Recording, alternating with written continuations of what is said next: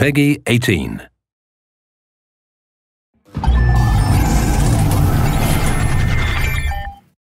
Hello everyone, I'm Colin Graham. I'm the animation director on Watch Dogs, and today I'm excited to present to you a vertical slice of the Watch Dogs free roaming experience.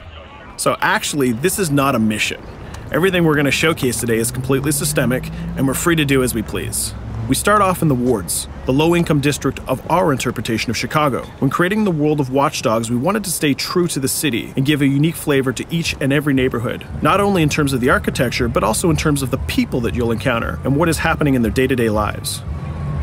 In the wards, you'll see working-class citizens, rusty cars, gang members, abandoned houses, and low-grade pawn shops. It's really not the kind of place that you're going to want to be alone after dark. Nowadays, modern cities are increasingly managed by software, controlling traffic lights, electricity grids, and surveillance systems. In our version of Chicago, this management software is called CTOS, or the Central Operating System. The CTOS controls everything in the city, and it was created by the Bloom Corporation. Since the CTOS has been installed in Chicago, people get to work faster, the crime rate has dropped, and the communication networks are now more accessible and stable than they ever were before. It goes without saying that if everything is connected, somebody able to take over the system would be extremely powerful. At this point in the game, we don't have control over this district's CTOS system. The icons that you see over people's head mean that we cannot hack into their mobile devices at the moment. We need to find the CTOS control center, install a backdoor virus into the system to take control over all of the infrastructure in this district. There it is, the CTOS control center.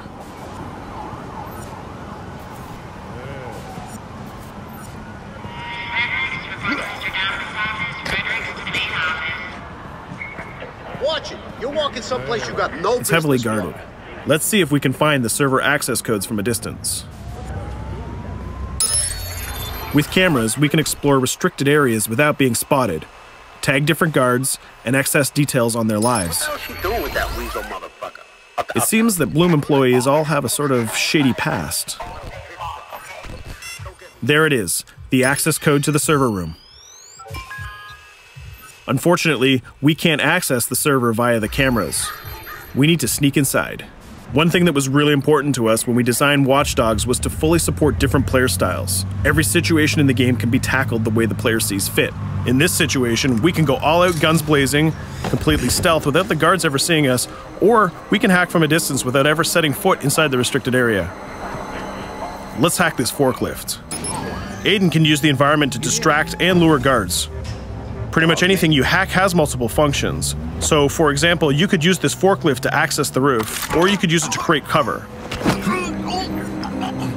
Hacking in Watch Dogs is all about player expression. Let's set an improvised explosive device so we can hack it a little bit later.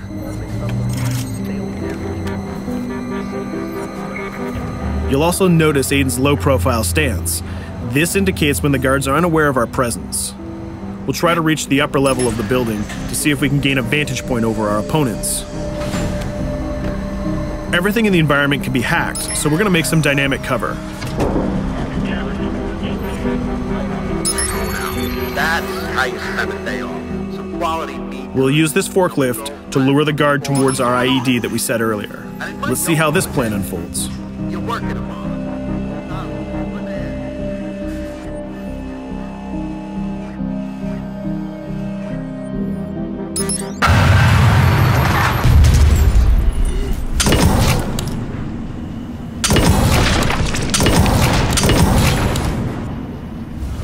What you just saw is called focus. It represents Aiden's analysis capabilities and his quick reflexes. This gives the player more time to combine core game mechanics together, such as shooting, hacking, and driving, in order to handle more complicated situations.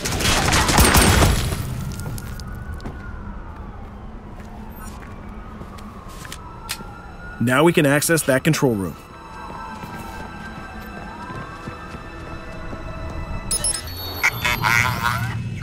Drop 2, 5.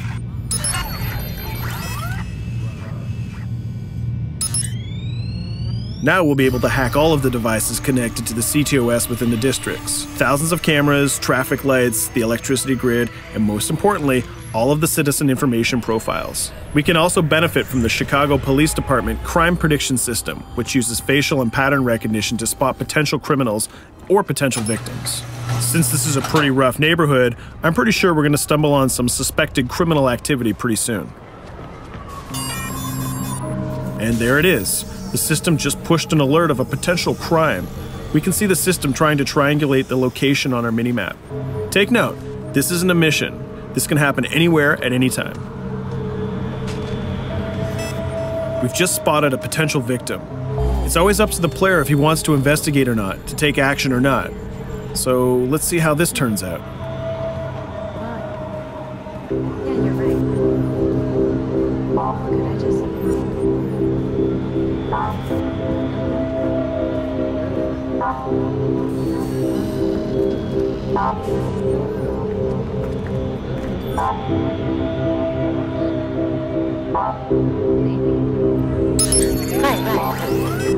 You think you're leaving me? Huh? Jesus, I told you to stay away from me! You belong to me now. Get it? You better leave or I'll call the cops! I'll fucking kill you, goddammit!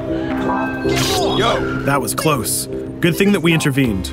We managed to prevent the crime, but we triggered a chase. From here, the criminal's behavior is unpredictable. He can try to get away, shoot back at us, surrender, or call for backup.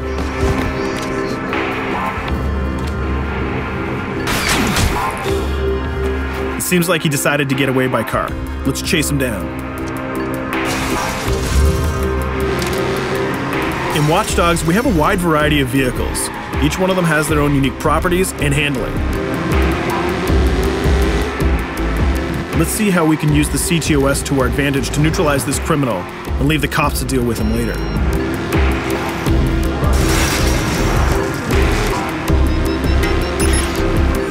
The chase stops right here. Using the blockers usually reserved for the cops during interventions, we managed to stop this criminal without killing him. This gives us a reputation bonus. This system is at the core of the Watch Dogs experience. Depending on how we handle different situations in the game, the media and the citizens will have a different perception of our hero, whether he is a true vigilante or a reckless criminal. This will have repercussions throughout the game. Now, let's head for the Loop, the historical district of Chicago, where you're going to find the most iconic buildings in the city.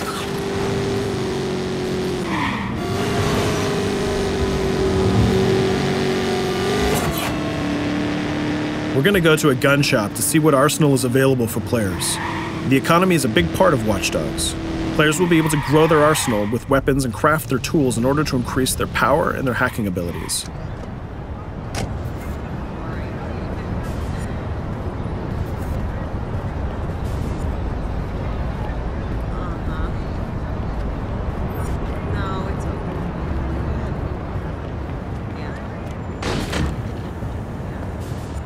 You will find all of the weapons that you would expect in a traditional shooter. Pistols, assault rifles, guns, sniper rifles, and grenade launchers, just to name a few. A lot of bullets were fired in our last encounter with the CTOS guards. Let's stock up on some more ammo. Finding everything.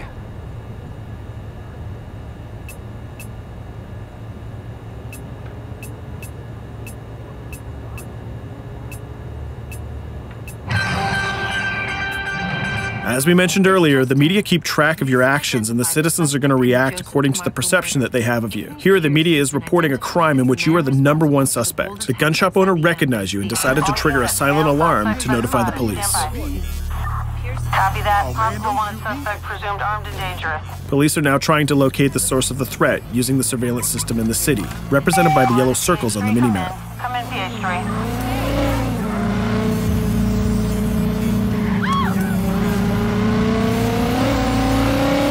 Aiden is able to stall their efforts by hacking into their communication systems while avoiding the scanning areas.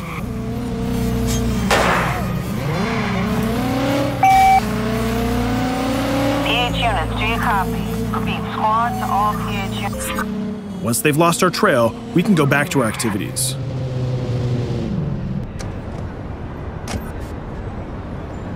One thing that Bloom did to win over the population of Chicago with the CTOS project was to install free Wi-Fi hotspots throughout the city. Free Wi-Fi is cool, but not very safe with someone like Aiden Pierce around.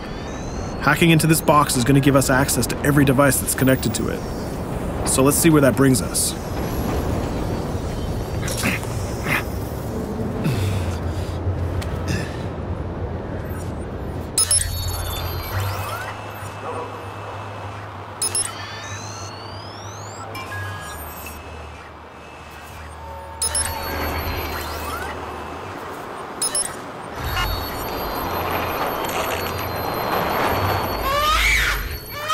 We just hacked into the webcam of a laptop. It seems that we're in the apartment of a mother and we can hear her baby crying in the background.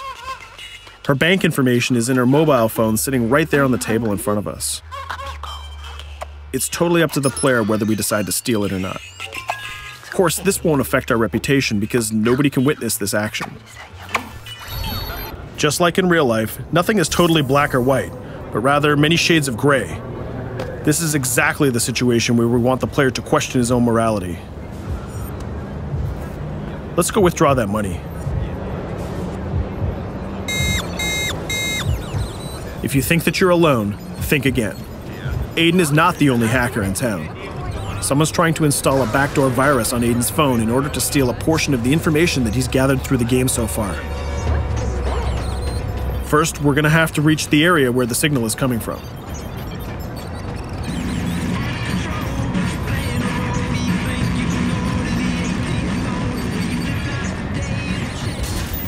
Using our profiler, we're going to try to identify the hacker before the installation finishes.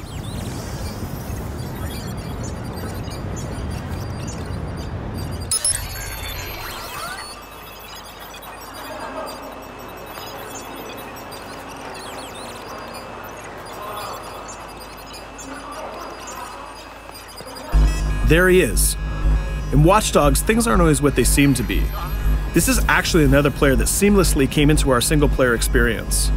Let's not let him get away with this. We're going to teach this guy a lesson.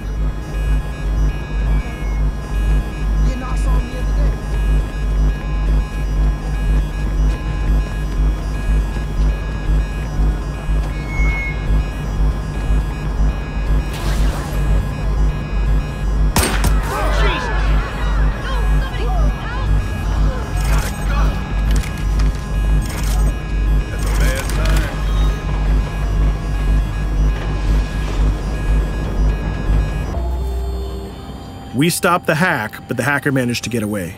I don't know about you, but we can't let this pass by. We need to retaliate. Using the grid, let's see if we can find that second player. There he is. Let's enter his game seamlessly.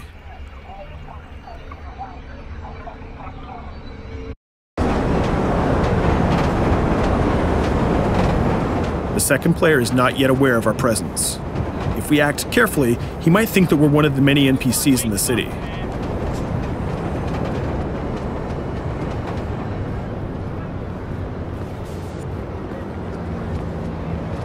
What was that?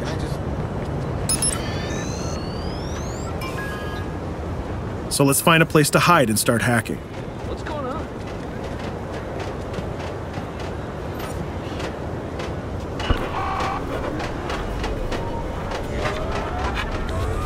The second player has just been alerted that a breach has occurred on his phone.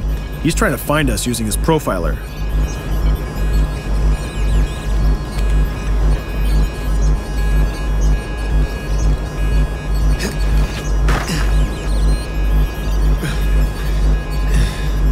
He's dangerously close. Let's hide in the car. We're spotted. Let's get out of there.